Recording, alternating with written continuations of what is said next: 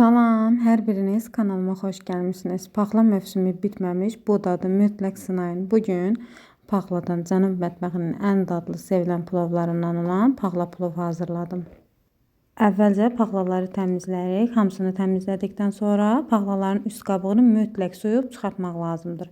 Hətta soymadan salafanlarda qış üçün dondura bilərsiniz. İstədiyiniz vaxt istifadə edərkən üst qabığı çox rahatlıqla çıxır. Paxlanı təmizlədikdən sonra plov üçün istifadə edəcəyim düyünü yaxşı yuduqdan sonra soyuq suda 2 saat gözlədirəm. Adi qaydada qaynayan duzlu suya düyünü əlavə edirəm. Alabişmiş vəziyyəti aldıqdan sonra paxlanı əlavə edirəm. 3 dəqiqə qaynatdıqdan sonra yaxşı yuyub doğradığım şüyüdü əlavə edib qarışdırıb ocağı söndürürəm.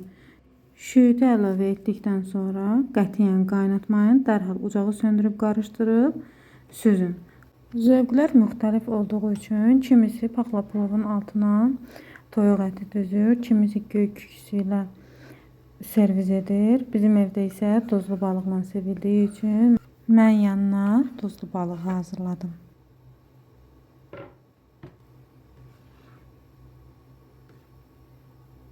Düyünü qarışdırıb süzürəm. Qazanın içərisinə biraz yağ əlavə edib süzdüyüm plovu qazanın içərisinə əlavə edirəm.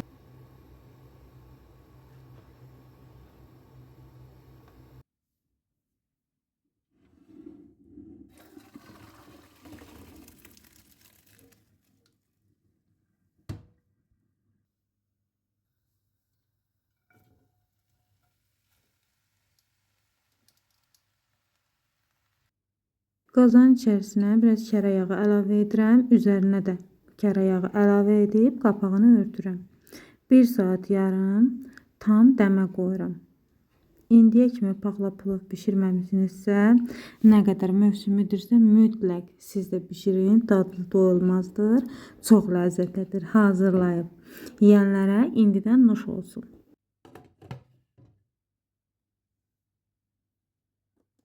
Gördüyünüz kimi plov artıq dəm alıb, rəngi çox gözəl, düyü özü dəndən, dadı isə möhtəşəm idi.